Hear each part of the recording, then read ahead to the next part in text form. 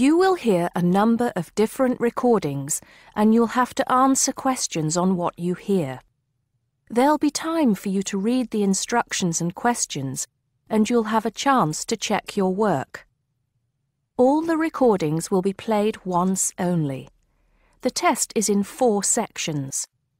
At the end of the test, you'll be given 10 minutes to transfer your answers to an answer sheet. Now turn to Section 1. Section 1. You'll hear a head teacher and a teacher discussing a school camping trip. First, you have some time to look at questions 1 to 5.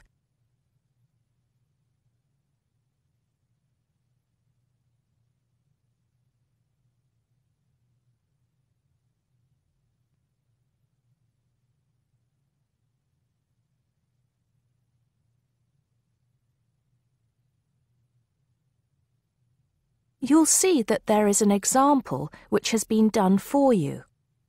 On this occasion only, the conversation relating to this will be played first. Good morning, Mr. Thompson. Can I speak to you for a moment? Of course, Jamie. Come in. Have a seat. I've just finished looking through the reports for this term. It looks like the pupils are doing very well. Mr. Thompson says he's just finished looking through the reports, so B has been circled. Now we shall begin. You should answer the questions as you listen because you will not hear the recording a second time. Listen carefully and answer questions 1 to 5. Good morning, Mr. Thompson. Can I speak to you for a moment? Of course, Jamie. Come in. Have a seat. I've just finished looking through the reports for this term. It looks like the pupils are doing very well. Yes, I think they are. It's all going fine. So, Jamie, what's on your mind? Well, I've been thinking about next month's camping trip, the one for Year 10. Yes, we've got it scheduled for the 23rd to the 26th, if I'm not mistaken. Actually, I think it's the 24th to the 27th. Let's just check. Oh, right. Yes, you're right. So... Well, I've been thinking about how we might possibly make this year's event even better than last year's. Not that last year's wasn't great, but... Suggestions for improvement are always welcome, Jamie. So, what have you been thinking about? Well, to tell the truth, I wasn't completely happy with the camp we used last year. It was rather small, and I didn't feel that the grounds were particularly well kept. Go on. I did some searching, and I think I found the perfect spot. It's called Shepton Meadows, and... Is that the campsite in the Lake District? No, actually it's just outside Carlisle. It's a huge site, and it's on a lovely lake, Lake Brant, I believe it's called. Half the site is forested, and the rest, the actual camping area, is grassy. For kids that rarely get to see anything more than concrete, it's ideal. And the facilities are amazing. There's a basketball court, a large pool, and a football pitch. There are well-marked trails through the forest for hiking, and the lake is there for swimming and other water sports. I believe there's even a lifeguard service. That sounds like it might suit our purposes perfectly. Did you happen to find out about availability and cost? Yes, as a matter of fact, I did. I called them yesterday evening, and there are plenty of spots available. And because we're a non-profit organisation, they said they would give me a reduction in the price. If I remember correctly, we paid £5 a head last year. Yes, per night, right? Yes, each child paid £10 for the 2 nights. Well, at this campsite, it's only £4 per night. And they told me that if we had over 50 children, which we do, they could give us a further 10% off. That's very reasonable, isn't it? Well, from what you've told me, I think we should probably go ahead and book. Excellent. I'm sure the children will love it. I'm sure they will. Before you hear the rest of the conversation, you have some time to look at questions 6 to 10.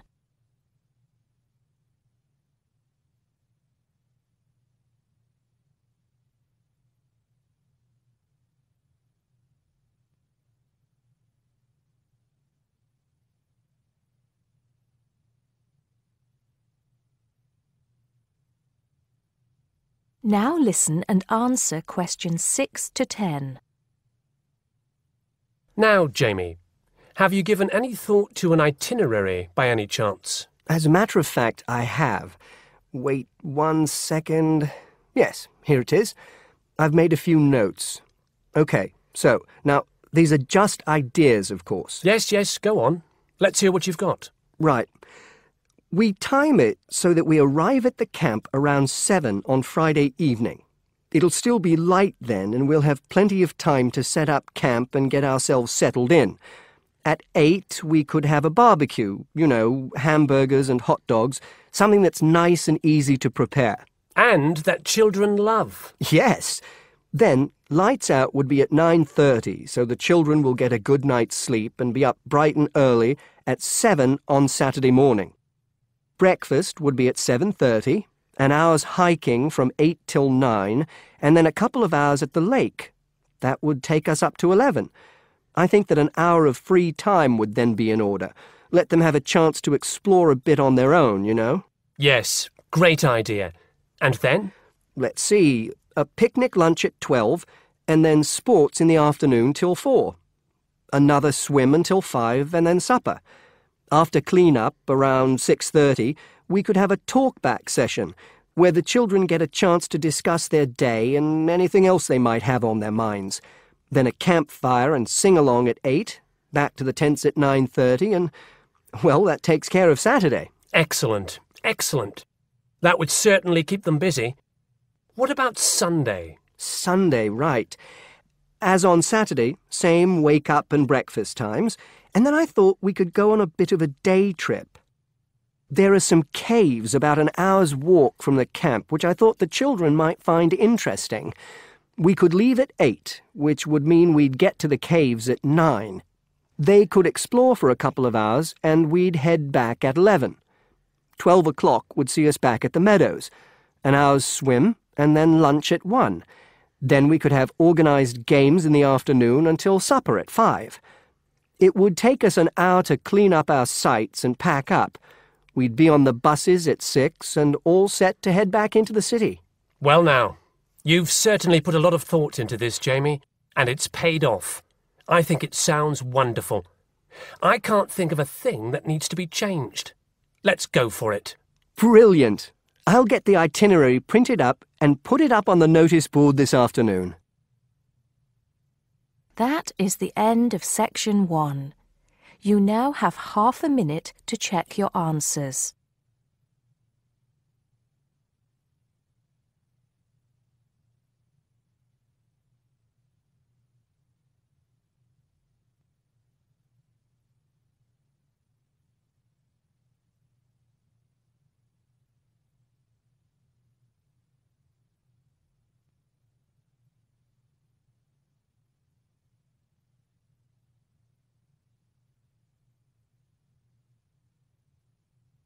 Now turn to Section 2. Section 2. You'll hear a man giving information to a group of new university students. First, you have some time to look at questions 11 to 15.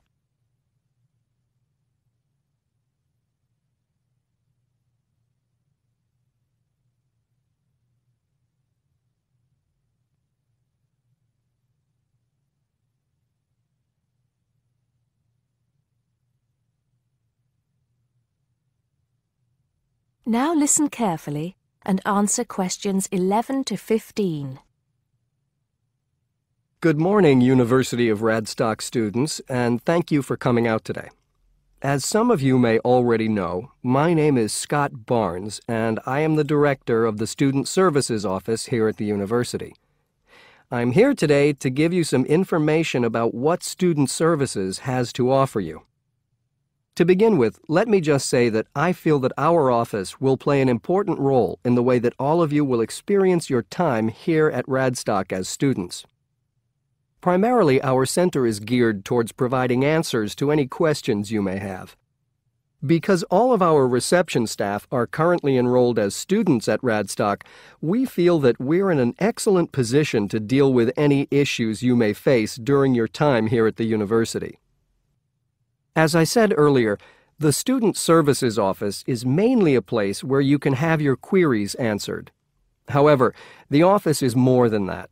For example, if you come and visit us, you can pick up your student discount cards.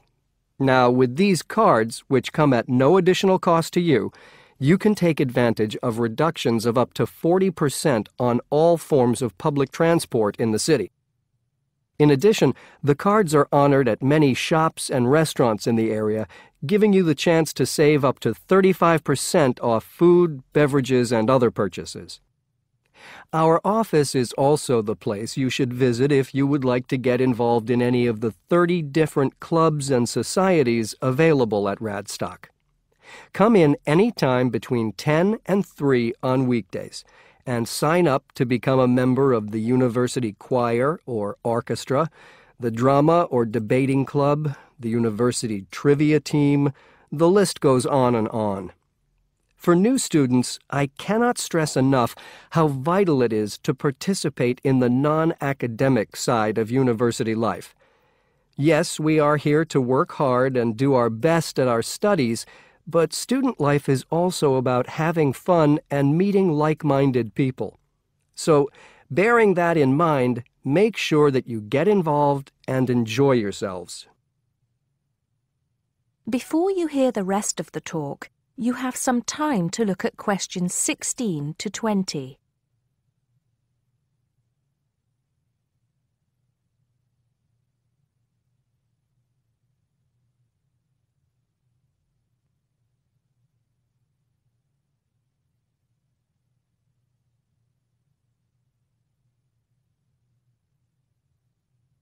Now listen and answer questions 16 to 20. Moving along, I'd now like to talk to you about another very important service that our office provides, and that is counseling. I'm sure that you are all well aware that there are times in life when things can go wrong and times can get tough. We all have to endure difficult experiences, and these difficulties can be emotional or physical. Whatever the case may be, talking with an experienced counselor can help you through the trying times. The counseling service here at Radstock is staffed by counselors who are qualified to help you deal with problems ranging from homesickness and loneliness to eating difficulties and life changes. To see a counselor, we recommend that you first visit our drop-in center. We run drop-in sessions on a daily basis from 9:30 a.m. to 2:30 p.m. And to reserve one of these sessions, you can telephone the counseling service on 121-5648-3907 on the day you wish to visit. Or, if you prefer, you can come into the Student Services Office any time after 8:30 a.m. and complete a booking form. If it should happen that you need to cancel your appointment for the drop-in session, we would request that you contact the counseling service as soon as possible to let them know. Drop-in sessions can be as short as 20 minutes, but it's more usual for them to take about 45 minutes. During that time, you will be asked some questions to clarify your situation, and a decision will be made as to what further action, if any, should be taken. After your session, several things may happen. Firstly, you may be referred to one of the university's counselors for further counseling, which normally consists of another 8 sessions. Secondly, you may be asked to visit another source of help within the university. Or finally, you may be referred to an external organization. Whatever course of action might be taken, you may rest assured that what goes on in these sessions is treated in strict confidence. I'd also like to mention that the counseling service runs numerous workshops on the campus every year. The focus of these workshops tends to be on personal development, and past topics have included motivation, self-identity, and impression management. There is no fee charged for these workshops, and if you require more information, feel free to contact us at stuser@acadia.co.uk. That is the end of section 2. You now have half a minute to check your answers.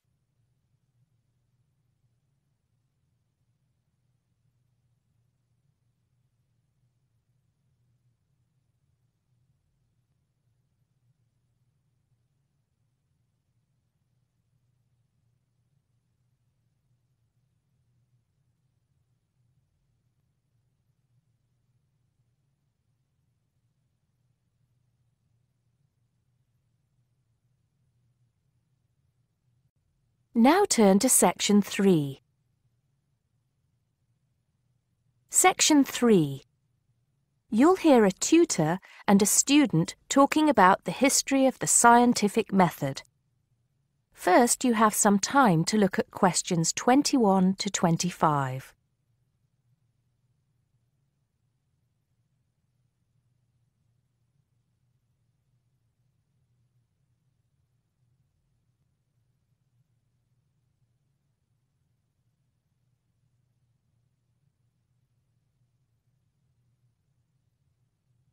Now listen carefully and answer questions 21 to 25. Hello, Simon. Come in. Take a seat. Now, I wanted to talk to you about your assignment. Yes, the one on the scientific method. That's right. I just wanted to see how you were getting on. Well, I think it's fine. I mean, I haven't done a huge amount of work on it because I've been working on other things. But what I've read so far seems fine. How many of the references that I gave you have you managed to get hold of? Not too many, I'm afraid. It seems that everyone else is working on the same things at the same time. And every time I look, the books are checked out from the library. Right. Well, I think that we can go over the main ground together now. That way, even if you don't manage to go through all the references in detail, you'll still have an overview. What has helped you most so far? I've managed to have a look at 3 of them. I thought that Johnson made some good points, but it was hard to follow the line of her argument. Bradman was simple and straightforward, and I felt as if I got a lot out of that. I wish I could say the same for Whittaker. To be honest, I didn't get very far with that. Okay, that's more or less what I'd expect. So tell me, what have you learned so far about the role of the Egyptians and the Babylonians? Yes. Well, there's evidence that the basic components of the scientific method, examination, diagnosis, treatment, and prognosis, were being used in the early 1600s BC, especially in the treatment of certain illness. Good. Yes, that's right. And the point, of course, is that that represented a considerable advance over relatively simple, non-empirical approaches, which usually attributed anything unknown to the actions of the gods, etc. Of course, the Egyptians and Babylonians did this as well, but what we see emerging here is a willingness to base opinion on systematic study of the real world, which is at the root of the scientific method. I see. Right, yes. And then that reappears later. Yes, although don't get carried away with the idea that it was a simple process of development. By the time we get to ancient Greece, let's take the period towards the middle of the 5th century BC, the rules governing the scientific method were practiced on a widespread scale, but there were still many people who believed that real truth could only be acquired by pure rational thought. Plato, of course, had a great influence on the development of the scientific method during this period. Through his academy. That's right. But then, as we know, a great deal of understanding of the scientific method disappeared as the old world order collapsed. It wasn't until the Middle Ages, sometime before the 11th century, that several versions of the scientific method emerged from the medieval Muslim world, all of which stressed the importance of experimentation in science. Right. I think I've got the historical timeline. Before you hear the rest of the conversation, you have some time to look at questions 26 to 30.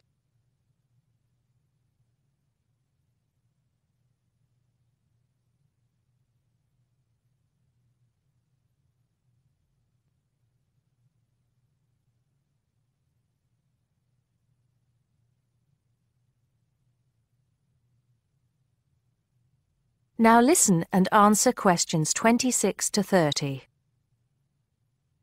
The other thing I'm struggling with slightly is actually pinning down precisely what we mean by the scientific method. I wonder if you could give me some pointers on that. Sure. Well, it's best to think of the scientific method as a series of steps in a process which allows us to find answers to questions about the world around us.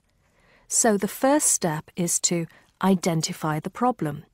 What is it that you want to know or explain? And then I think the next step is designing an experiment. But you can't design an experiment unless you know what you want your experiment to tell you. Oh, yes. You need to form a hypothesis to be tested before you design the experiment. So there's a very clear relationship between hypothesis and experiment. Having designed the experiment, then of course you go on to carry out the experiment.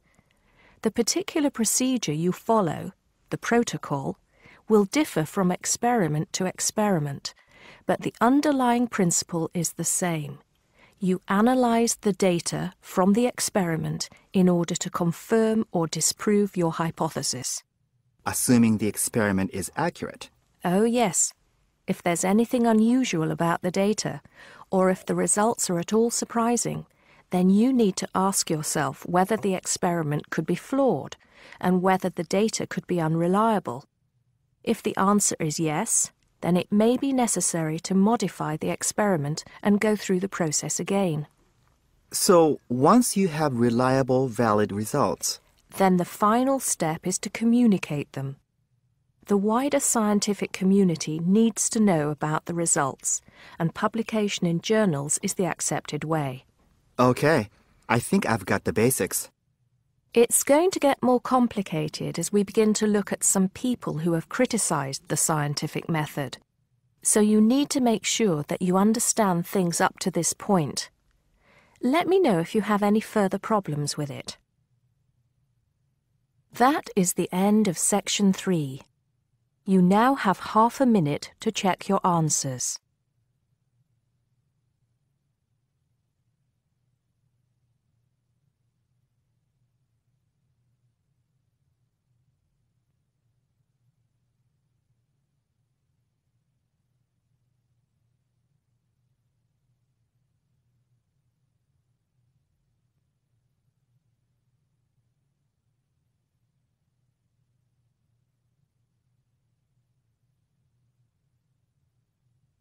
Now turn to Section 4.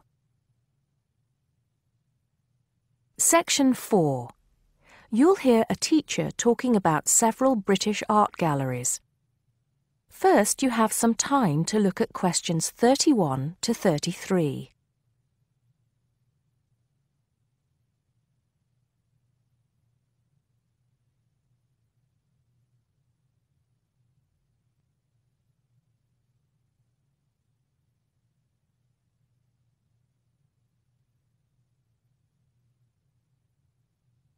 Now listen carefully and answer questions 31 to 33. Good afternoon. Welcome to the first class of V100 Art and History. The objectives of the course, as you will have seen if you've taken a look at the syllabus, include familiarizing yourselves with the vocabulary and language of art, learning about the basic elements of art and design, and finally, discussing historical periods as they pertain to art.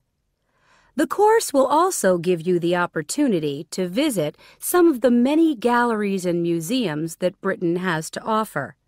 So, having said that, I'd like to spend the rest of today's class talking about 4 of the more important galleries that we will be visiting in the coming year.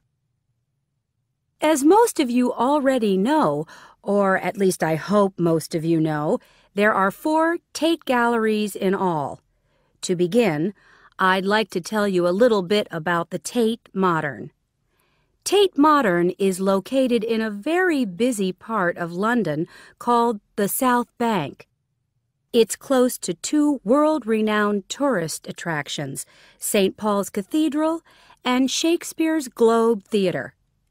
Now, interestingly enough, Tate Modern is housed in what was a power station, built in several stages between 1947 and 1963. It was closed down in 1981 and reopened as a gallery in the year 2000.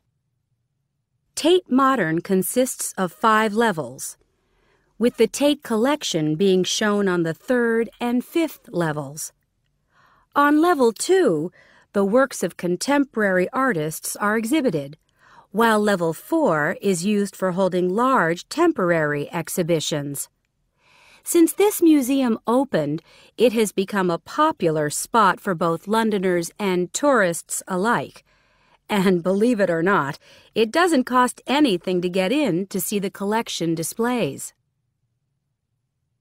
Before you hear the rest of the talk, you have some time to look at questions 34 to 40.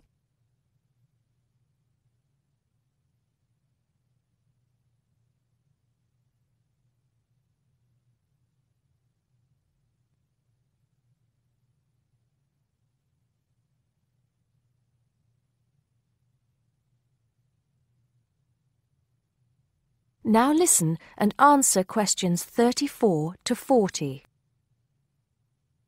Now, the second gallery I'd like to talk about is Tate St. Ives, which is in Cornwall. It was built on the site of a gasworks, and it overlooks Porthmeor Beach. Tate St. Ives is housed in a 3-story building that was designed by the architects Evans and Shalliff. It was established in 1993, 7 years before Tate Modern was opened, and the gallery exhibits the works of modern British artists, including members of the St. Ives School, a group of artists living and working in the area from the 30s onwards. In later lectures, we'll be looking at the work of some of the artists who belong to that group and the ways in which they influenced each other. Okay, am I going too fast for any of you? No? Good. Next, I want to talk about Tate Britain, which is a gorgeous gallery situated right in the heart of Westminster. Tate Britain was the first of the 4 Tate galleries to open, and it was established in 1897. It was built on the site of an old prison, and when it first opened its doors, it was called the National Gallery of British Art. Later, it became known as the Tate Gallery, after the man who founded it, Sir Henry Tate. During its lifetime, Tate Britain has been damaged twice, once by floodwaters from the River Thames, and once by bombings during World War II. This gallery has an interesting range of exhibitions of historic and modern art from 1500 up to the present day. Now, the last gallery I'd like to tell you about is called Tate Liverpool. It's not hard to figure out where this gallery is located, is it? It was opened in 1988 to exhibit displays from the Tate collection, and it also has a program of temporary exhibitions. Tate Liverpool is housed in what was once a warehouse, and for some years it was one of the biggest galleries of modern and contemporary art in the UK. Well, that's a brief overview of just a few of the galleries we'll be visiting. I'd like now to look in a little more detail at what you can expect to see in each of these galleries, starting with Tate Britain. That is the end of section 4. You now have half a minute to check your answers.